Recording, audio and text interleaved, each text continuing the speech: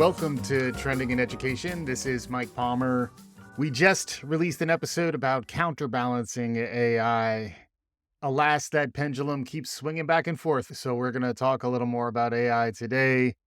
The Biden-Harris administration released an executive order recently about artificial intelligence.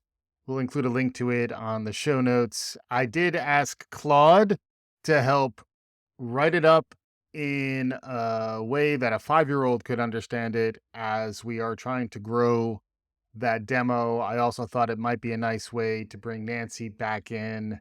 So here's Nancy as the executive order on AI as told to a 5-year-old. We hope you enjoy. The president wants to make sure new smart computers are safe and fair. These smart computers can do many things to help people, like understand speech and find information. But they could also be dangerous or treat people unfairly if not built carefully. So the president is telling the government to make rules for people building smart computers. The rules will help stop bad things from happening and protect people's privacy. The rules will make sure the smart computers don't hurt anyone, treat everyone equally, and don't spy on people. The president also wants the smart computers to be helpful. So there will be new projects to use them in schools, hospitals, and other places to help people learn, stay healthy, and more. The government will work together with other countries to come up with the same rules. That way all the smart computers people use will be safe and fair. There will also be new jobs and training to help people build and use the smart computers properly, and special visas so experts from other countries can come here to work on them. So in summary, the president is making a plan to keep these new smart computers under control, so they help people in good ways without causing any harm. I appreciate that level of simplicity and candor. I wonder if you could ratchet it up a bit and maybe run that back one more time, this time at a 5th grade level.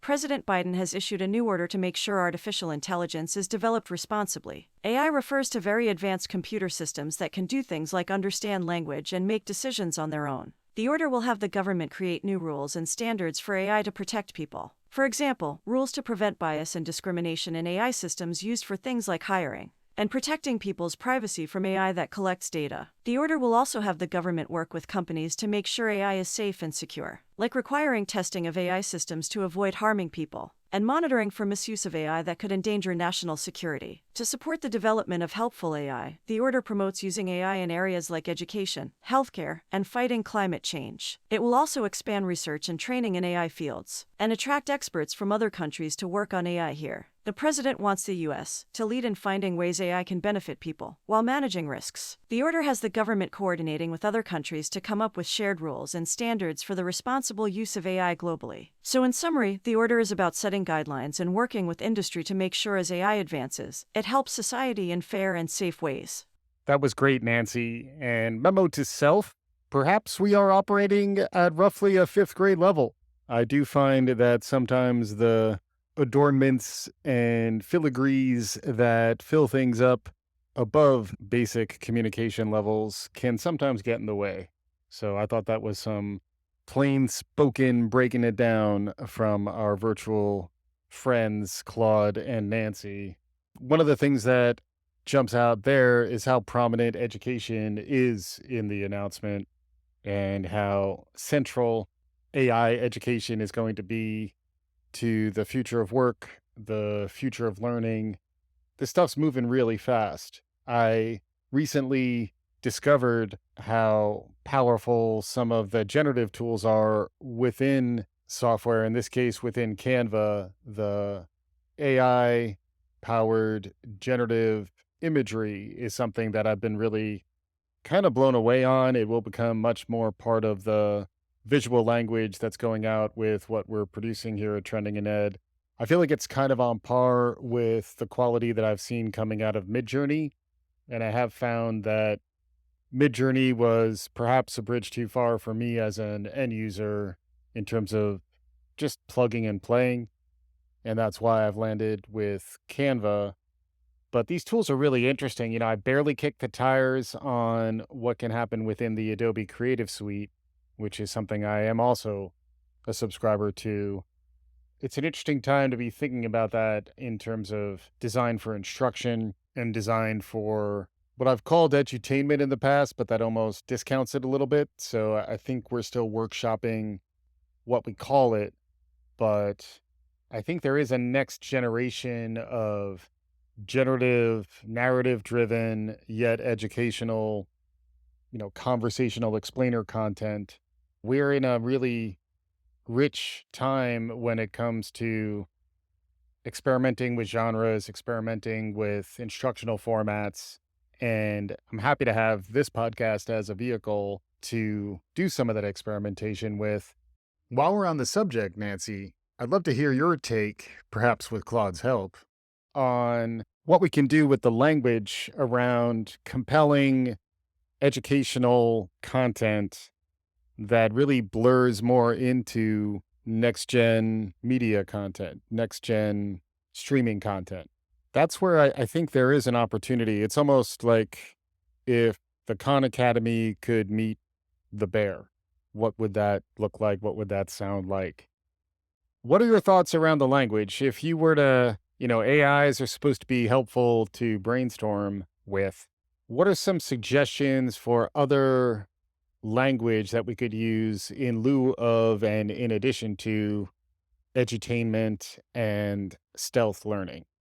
Oh, and bonus points if you can integrate AI into it somehow. All right, through the magic of iterative prompting and some audio editing artistry, we've narrowed it down to the following 5 ideas for new language around next level edutainment media. Idea 1. Learn flicks. Finally, binge-worthy shows that make you smarter. It's like Netflix for your brain. Idea 2. Skilluminati. Want to learn from the true masters. This inner circle unlocks exclusive expert knowledge. Idea 3. EduVentures. Embark on a hero's journey and gain real skills along the way in these immersive realms. Idea 4. Neurotainment. Fun games that sneakily train your brain. Count me in. Idea 5. Infotopia. Explore the ever-expanding virtual world where curiosity is rewarded at every turn. All right. Well, I guess some aspects of the human pitch are relatively safe. Let me just run through those again. We have Learn Flicks, Skilluminati, EduVentures, Neurotainment, and Infotopia. There's a little something in there. I hadn't really heard Skilluminati before. I kind of like that. Neurotainment, neurotainment. That almost sounds like you're plugging it in directly into your nervous system, which again may not be too far down the road. Infotopia is interesting to look at just to see if it's actually out there. Information is interesting language wise. Infotainment is another term I've heard, which is similar to edutainment.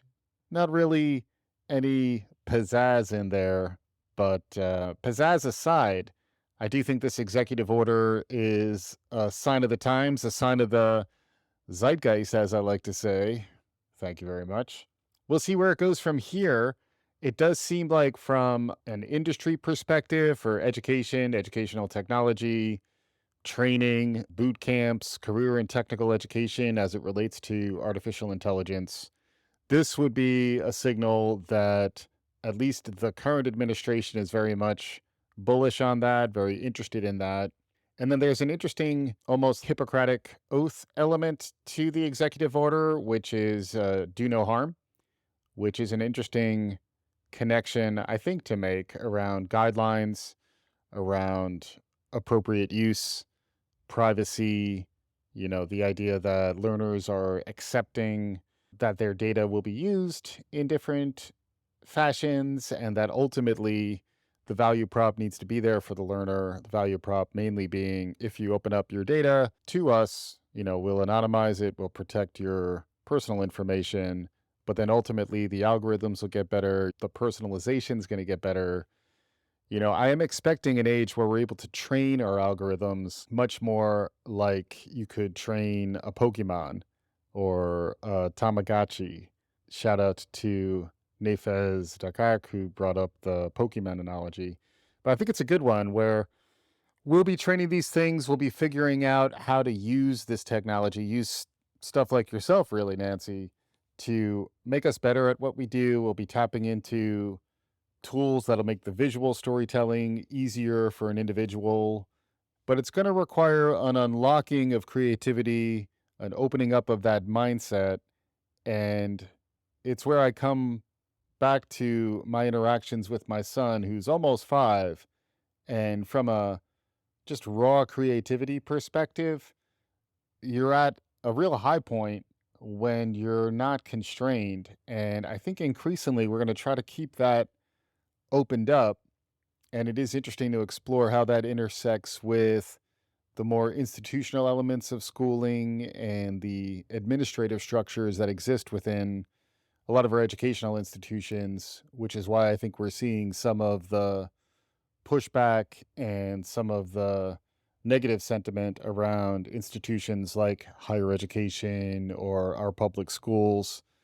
Politically, it's interesting how much of that is designed by factions out there who are actually trying to undermine public education, how much of that is also a narrative problem or a framing problem, where this reminds me of my conversation with John Shelton, who wrote about the education myth in his book of that name, where he had some really provocative ideas challenging the meritocratic sensibility that comes with this idea that everyone deserves a college degree that is really the gateway to the American dream. Increasingly, we're seeing pushback against that as this massive wave of being skills based and, frankly, being more rational in how you're thinking about developing your workforce, developing the human side of your workforce, where it will take a long time, if ever, for artificial intelligence to become as flexible, adaptable, and strategic as the humans who are engaging with your systems. And that's why I think that shift of mindset around understanding where humans can learn really up and down within an organization, within a group, within a school, within a classroom, and then having access to more personalization unlocked through generative AI should open up a bit of a golden age. But the caveat there is where I come back to, next level media programming is how do you make it emotionally resonant? How do you make it relevant? How do you make it connected to some sense of mission, vision, purpose? We're entering into an interesting phase, and I think there's a lot of upside for folks who are willing to roll up their sleeves and experiment and get comfortable with failure, get comfortable with trial and error. That's ultimately how you learn. That's ultimately how you get better. Which reminds me, this is why I get social emotional, baby, and I still do after all these years about learning and about how learning does have a social emotional component, and you have to understand how to go through that emotional roller coaster. It's a bit of a learning pit, and that's a shout out to a friend of the show, James Nottingham, who is approaching his third appearance one of these days. Let's listen to a little bit of James talking about the learning pit. He's got a really interesting story, and he's a great storyteller. I enjoy listening to him. Hopefully you will as well. I was one of those classic school dropouts. Hated school. I thought it was pretty irrelevant stuff. And having started, we have secondary schools here in the UK starting from the age of 11. And within 2 months of starting at that school, my mother died and I went off the rails and didn't quite know how to be and got labeled as a naughty kid and lived up to that label, I suppose, and got into all sorts of trouble and got kicked out of a couple of schools. And so the last thing on my mind was to go into education. I mean, one of the best days of my childhood was the day I left school. Yeah. And we wear uniforms at school and I burned my uniform and that was it. I thought, no more will I cross that dark threshold that they call schooling. But then I bummed around a bit, did a bit of pig farming and ended up in a chemical factory and didn't like either of those. And then I was offered opportunity to go do some voluntary work in apartheid South Africa. So this was late 80s. In fact, I was in South Africa in front of the gates of Victor Verster prison in February 1990 when Nelson Mandela was released. So it was a heady time. And one of the voluntary jobs that I did was to work in a school. And I found that I built a rapport with kids very quickly. I enjoyed the company of kids who maybe had troubled backgrounds themselves. And I found that I could build that rapport and communicate well with them. And so I thought, well, maybe this is where I go. I go into that side of things. So not school, but into, shall we say, that alternative provision setting. And I got a job when I came back to the UK in a school for deaf children and loved every moment of it. But the Catholic nuns who were my bosses in that school, I mean, they taught me a few bad habits, if you'll pardon the pun, but they also persuaded me to go and train to be a teacher. They pretty much dragged me kicking and screaming to university to train. My very first lecture there, this guy turned my idea of education upside down. He asked questions that didn't have answers. And I thought, well, hang on, what's this all about? I thought education was a case of learn some pretty dull answers and repeat them when you're told to, you know? And he said, no, education is about discovery. It's about curiosity. It's about investigation. It's about wondering. And he got me down a completely different path. And I ended up in teaching and loved every moment of it. And one of the things that I did was to try to explain to my students the benefit of stepping out of your comfort zone. Although it's easier to stick to what you know, that's not going to help you to grow. And so being willing to stick your neck out, to take intellectual risks, to ask questions, to try things you've never tried before, to be willing to fail and examine that failure. And I wanted to explain all these things. And I tried talking about Vygotsky and Piaget and goodness knows what. And I mean, the kids just glazed over. The zone of proximal development. The zone of proximal development, exactly. Yes. And they were like, yeah, whatever, jog on, mate.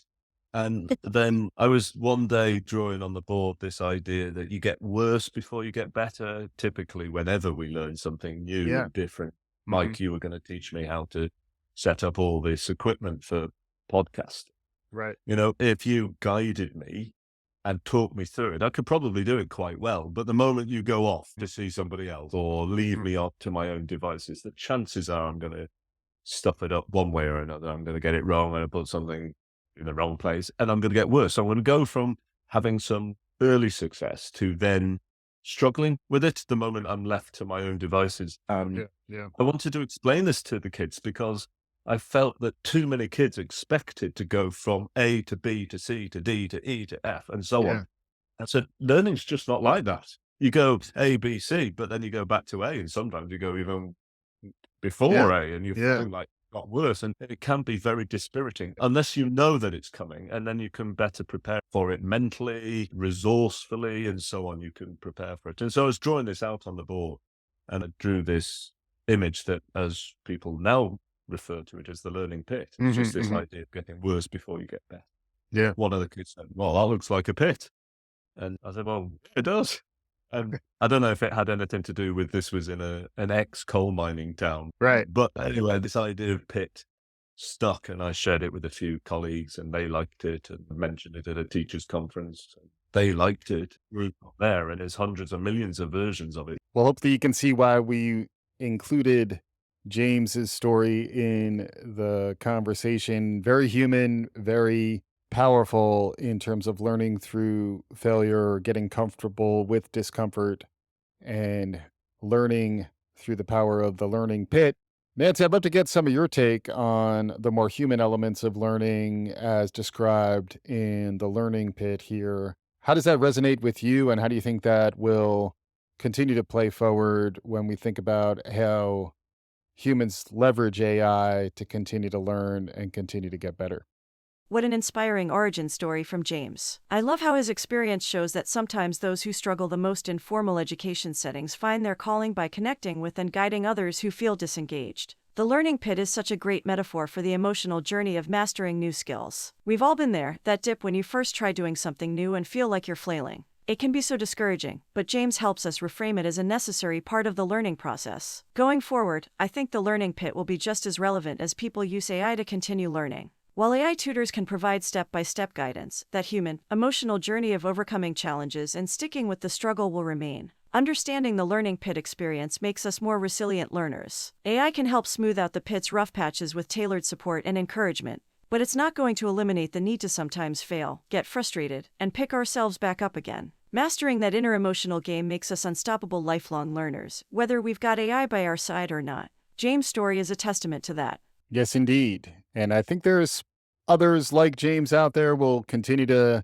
engage with James, hopefully get him back on the show as well. And if you have ideas about the human emotional side, how do you break through to folks? How do you help them to understand what's in it for them, motivate them around the intrinsic value of learning and feeling that sense of agency and self-esteem that comes from getting better at things, powering through the dip and getting stronger on the other side using tools like AI, like Nancy and Claude, our co-hosts for today's conversation. Thanks again to Claude and Canva and all the folks behind the scenes who are helping to power the conversation. One thing we have found is that there is a certain power to the recap and being able to synthesize and share back with folks some takeaways from today's conversation. Nancy, again, with help from your buddies off screen, can you reflect back on what our conversation was about today, what you learned? Hopefully that doesn't open up any wormholes. We're getting slightly meta and recursive about all this. And by meta, I'm not talking VR. I'm talking meta, things like meta-analysis, metacognition. Meta was a good word before Zuck grabbed it. Maybe we can start to grab it back a little bit here.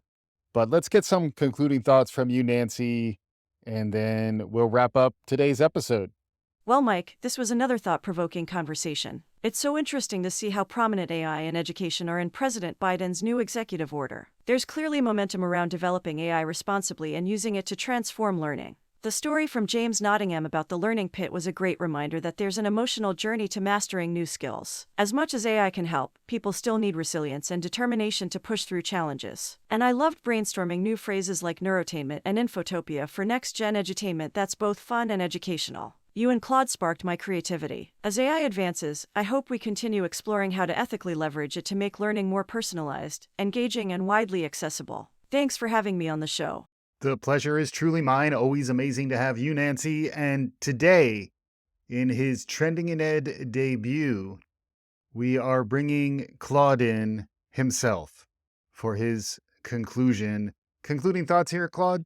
Thanks, Mike and Nancy, for the invigorating discussion today. As an AI system, I don't experience emotions or a learning journey, but I found the concepts you covered fascinating. Some of my top takeaways: President Biden's executive order shows governments taking an active role in AI development and regulation. Setting ethical guidelines will be crucial. Personalized and emotionally resonant learning experiences are still uniquely human, but AI can help scale and enhance them. Creativity and innovation in education, like the edutainment concepts you generated, will require human-AI collaboration. Mastering new skills follows an emotional arc, as James Nottingham's learning pit illustrates. AI alone can't replicate that human journey. With responsible development of AI, the future looks bright for increased access to engaging, personalized, and effective learning experiences. Thank you again for allowing me to co-host and have this thought-provoking discussion. I look forward to continued conversations about the interplay between human learning and AI. Amazing stuff there with Nancy and Claude today. Claude doing double duty here, getting a little bit of voice time in here and also doing a lot of help behind the scenes, crafting Nancy's dialogue, and the three of us coming up together with some new language pitches. I think we're still workshopping most of those. We're going to workshop out loud a little bit. Hopefully you'll enjoy it as much as I do. I'll be careful about my royal we's, but they're going to slip out here and there. It's fun ride. We're going to get more humans on the show, I promise. In fact, our next conversation will be with some folks doing some innovative work on the skills development pipeline, the pathways for frontline workers into higher level careers. Folks from Escalate coming on the show. Next conversation, we'll have more humans. We'll blend those humans with AI. We'll even try to counterbalance it and hopefully get more of your input, more of your feedback. Let us know how we're doing. Subscribe wherever you get your podcasts. We'll be back again soon. This is Trending in Education.